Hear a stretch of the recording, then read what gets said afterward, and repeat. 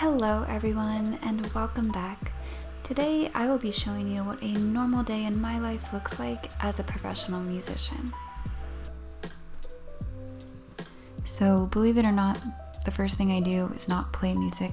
It's actually do some sort of life admin, writing emails, making lesson plans as I do teach about 25 students, and just getting prepped for the day. Since COVID, I do spend most of my time teaching, and I teach at several different schools and also have a private studio. So each day when I'm getting ready for teaching, I go through each student's lesson plans, as I don't teach group classes, so every student has a different lesson plan, and just make sure I'm all caught up with the materials that they need uploaded and have my lessons planned to a T so that they're not getting bored, they're staying engaged and having a lot of fun while still learning something and progressing, of course. So since my schedule varies on a day-to-day basis, I don't always practice at the same time, but when I do, I always start with technique. I've been using the Jonas Technique books. It's a collection of 7 books. I've been using them for about half a year and I'm seeing wonderful results, so I highly recommend them. If I'm practicing, let's say for 2 hours, I'll spend about 30 to 40 minutes on technique, so I'm nice and warmed up for my repertoire. So right now I'm working on some concerto repertoire for a student recital that I will accompany in December. And this beautiful score here is that of the Haydn Violin Concerto in C major.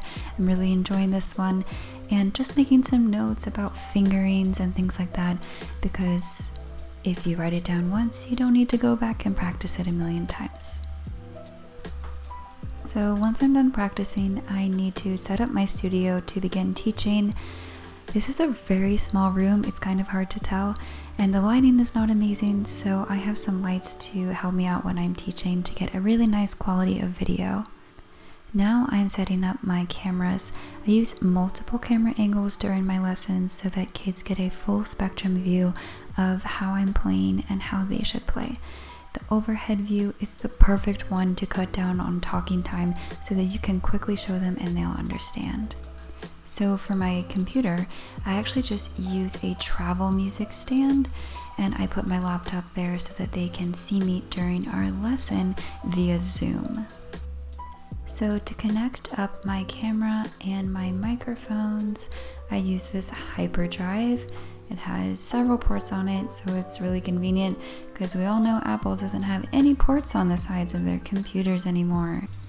And because I don't use a plug-and-play microphone for teaching, I have an adapter that allows me to change it from TRS to TRRS.